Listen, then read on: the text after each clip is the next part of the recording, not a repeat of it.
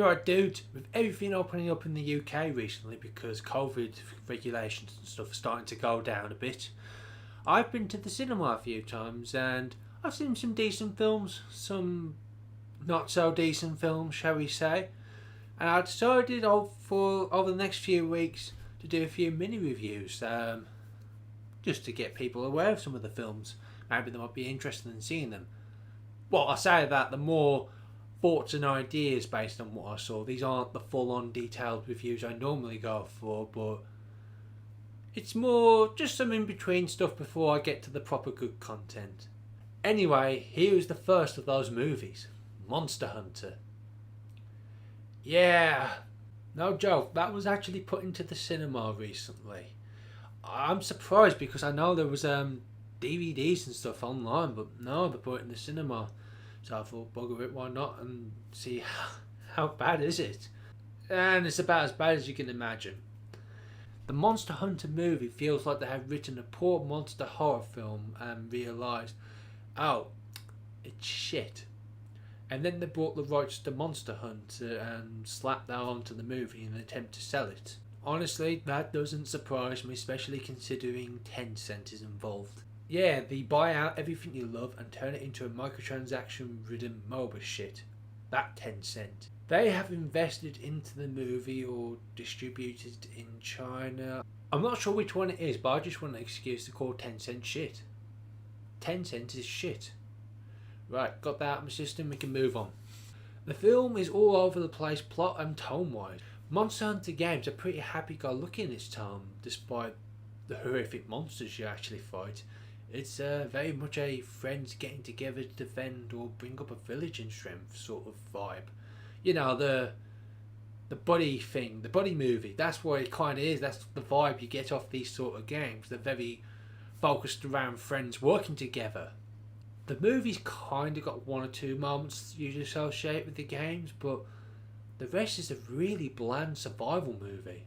For example, the movie starts off pretty well by showing you a ship sailing through a desert, and I don't mean the water in the desert or anything like that. I mean the actual sand itself.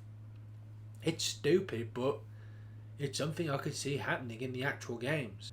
The ship then gets attacked and we meet a very out of place Ron Perlman, who tries to defend the ship along with a crew of hunters. Now the cool thing here is you can recognise a lot of the designs from Monster Hunter games, from the ships, weapons, clothing.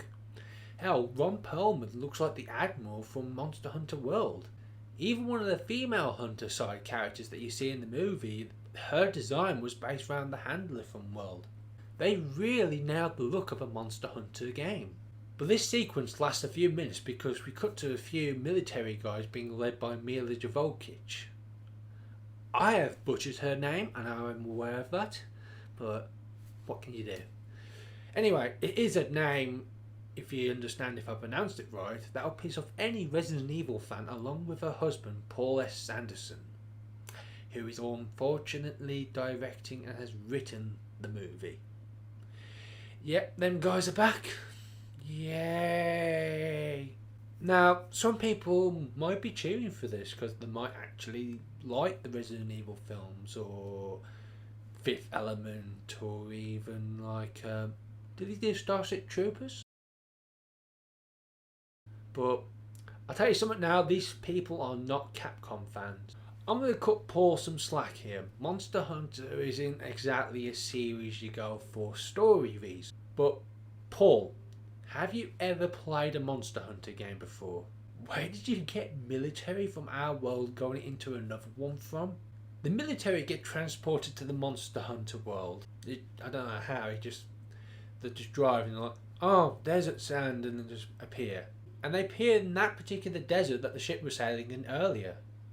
And then the military guys get attacked by a Diablos. Now, like I said before, Diablos really looks the part. It is every bit intimidating in the film as it is in the game, but it's also kind of bland to look at. It looks like any generic monster thing. The soldiers escape and hide in a cave only to be attacked by Nercolesis. Giant spiders, literally. I don't know how to pronounce the names, so I'll just call them. Nobody does with Monster Hunter. They just say, oh, it's the dude. Oh, it's the spider guy. You know what I mean? Anyway, and everyone but Mila gets killed. Some blandly, some off screen, and one guy in a particularly grim way. Yeah, don't know where that came from. I've never seen anything like that in the bloody games. I like going to show it. I don't know how YouTube's going to feel on it, but people will know what I mean when I say the spider egg scene. Yeah. The first 20 minutes feels like Alien meets Starship Troopers. If I'm right about Paul being the director, that kind of makes sense. But I don't know. Now, to be fair, to some people that might be a cool idea, but it's not what Monster Hunter fans wanted.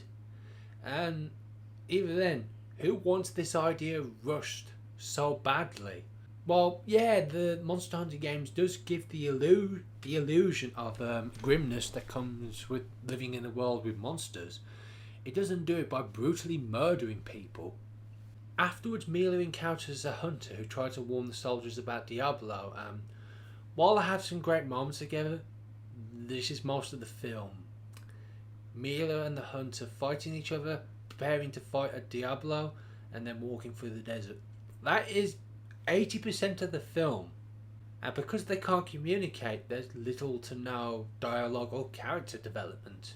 Which is a shame because there are some decent moments in these scenes. Just like from them not communicating. I think it would have been better if Mila had somewhat better to bounce off of, like another person to talk to, but it's not the worst either. After fighting the Diablo in a pretty cool scene, the duo head out into the desert to head to this glowing tower. Yeah, there's a glowing tower. You see it throughout the film, but I don't remember one in Monster Hunter games. Yeah, I don't know where that came from. After walking for a while, they head to an oasis. Not the band.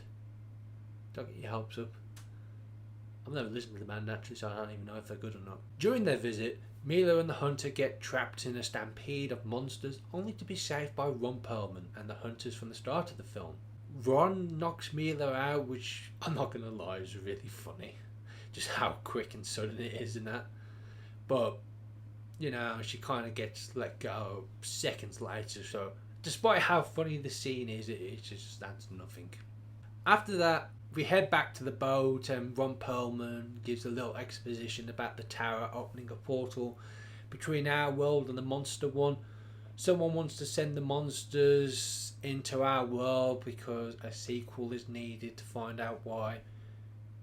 Yeah, they're banking on a sequel for this film, and you know they're going to need stuff to say for that because the amount of plot here is too much for one film to handle.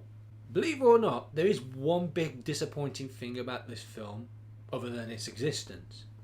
Ron Perlman himself, he stands out in the wrong way. He was just really poorly cast here. Now, don't get me wrong, I love Ron. He's great at what he does. Hellboy, brilliant. But you see, the other hunters are mostly Asian.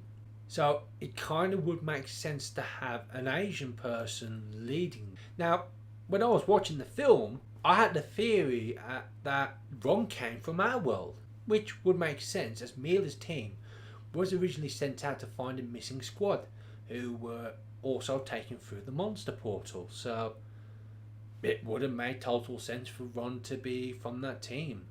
Well, one, because he looks so out of place, and two, he also speaks English. It was just an easy way to explain the weird casting choice. But no, he just happens to know our language.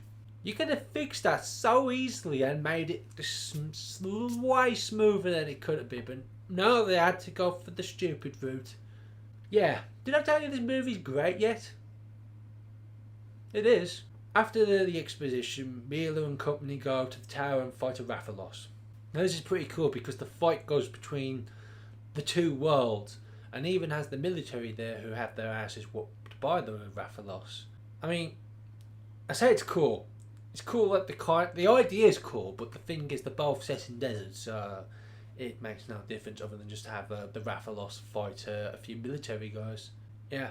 And then it ends with the most bullshit sequel teasing thing I've ever seen by just saying, oh, we gotta close the portal. Yeah. And it's like this monster disappears and like, The charging thing they're doing, the jump up in the air and just about to throw the hammer or whatever, and just like stops. Yeah, I'll be shocked if this film ever gets a sequel. Some general stuff. The fights have shaky cams, but they're pretty decent. I'm not gonna lie, but they're nowhere near as over the top as the games could be. There's far too many jump scares for a series that, well, doesn't have any at all. It's not a horror series, for God's sake. The film lacks the colour, happy spirit, or camaraderie of the games. It honestly just lacks a reason to exist. It has no soul, nothing to say. It won't gain the series new fans or even appease the current ones. Even by video game movies, it's pretty bad, which is a shame as they're getting better. Films like Detective Pikachu and Sonic, while not masterpieces, are showing that video game movies can be done. Hell, if you want a really good video game adaptation, film or otherwise, look at Netflix's Castlevania show. My God, if you want to see video games being translated into a non-interactive medium done right, you need to watch this show, as it is fantastic. I think Monster Hunter suffered the same problems a lot of video game films from the 2000s suffered with. Nobody gave a shit about the source material. They just wanted to make money. They didn't need to be experts, they didn't need to wave in our face something is from the games, they just needed to respect the source material. A great example again is the Castlevania show. I don't recommend this film other than a hate watch, even if you're a fan or not. Actually, you know what, watch Castlevania instead, that's really good. Honestly, if you want to get into Monster Hunter, get the games. The film is not the way to go. Monster Hunter World or Rise will do you. Both are great games. And if you're into turn-based JRPGs, I just played the demo for the new Monster Hunter Stories 2 game, and I must admit I am getting that game as soon as I can, because damn, that is a really good demo and I am very interested in that game. Alright, thank you for watching everyone. Hope to see you again next time. Bye.